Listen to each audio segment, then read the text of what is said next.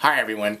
As many of you know, there are scores of protests around the world, but primarily in the Middle East, around the distribution of a, quote, movie, unquote, called Innocence of Muslims, which I contend was made not just with people who have Arab surnames, but also by GOP operatives.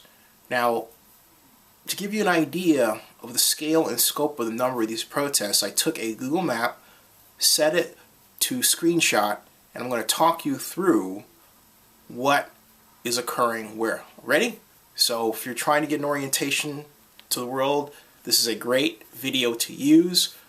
Just a little word of information. The United States is located to my left and your left, approximately 4,000 miles across the Atlantic Ocean. All right, here goes.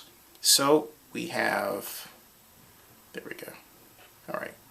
The first one is Jerusalem, then Bangladesh, where 100,000 Bangladeshi Islamists tried to march on the embassy in Dhaka on Thursday to protest. Then there's Sana'a, Yemen, and the U.S. embassy was overrun Thursday by protesters there who stormed a wall. Then we have Cairo, Egypt, as well, and clouds of tear gas there.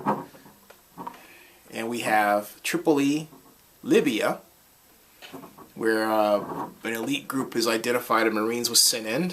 Then we have the Gaza Strip, Jakarta, Indonesia, Khartoum, Sudan, Kashmir, thousands of angry Muslims protesting, Tripoli, Lebanon, Benghazi, Libya, Tehran, Iran, Baghdad, Iraq is next. Islamabad, Pakistan, also protesting this film, wanted banned. Karachi, Pakistan, Lahore, Pakistan, Jabalat, Afghanistan, Somalia, Tunisia. Scrolling down, we have Algeria, and London, UK, 200 protesters. Kuwait City, Kuwait. And again, another protest in Kuwait City. We have Chennai, India, Amsterdam, Maldives, Sri Lanka, Qatar,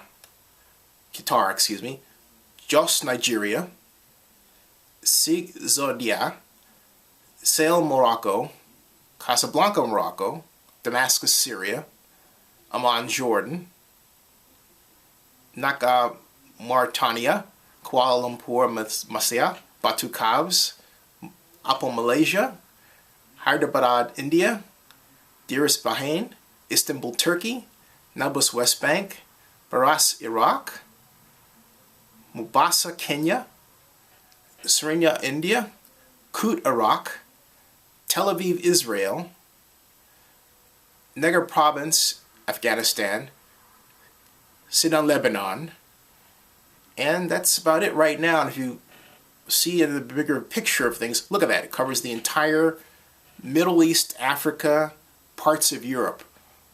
The United States at this point is unscathed. So why is this occurring in my point of view?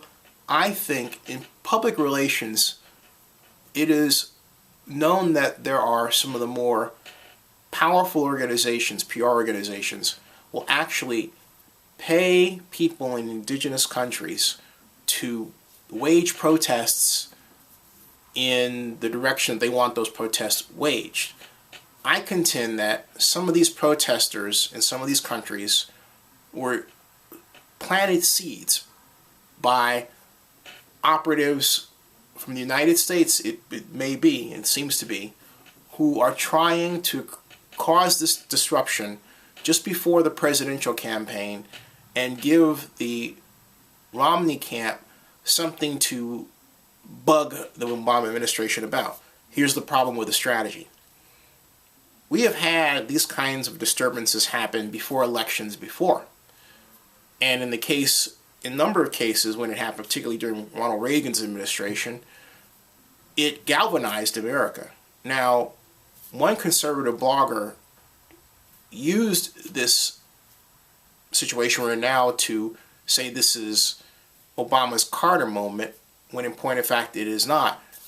But when he made that point, it gave to me a clear window to the possibility that, hey, there are GOP operatives that are trying to engineer this situation to upset radical Islam extremists against America right at this time for their own purposes. It's ugly and it should be called out. And organizations like CNN have consistently gone to conservative sources for their news. Right now, as I speak, someone is on their telecast from the Hoover Institution, a conservative think tank. They have launched on a storyline that this comes from a filmmaker, this Nabood Basili, Nabood, I mispronounced his name this time around, but he is not the filmmaker. He isn't even a producer. He may have been someone who made connections and helped with logistics, but he is not the producer. For CNN to call him the filmmaker, and for others to call him the filmmaker, is completely irresponsible. There is something deeper going on here, and it doesn't look good, and it doesn't speak to the best elements of our country.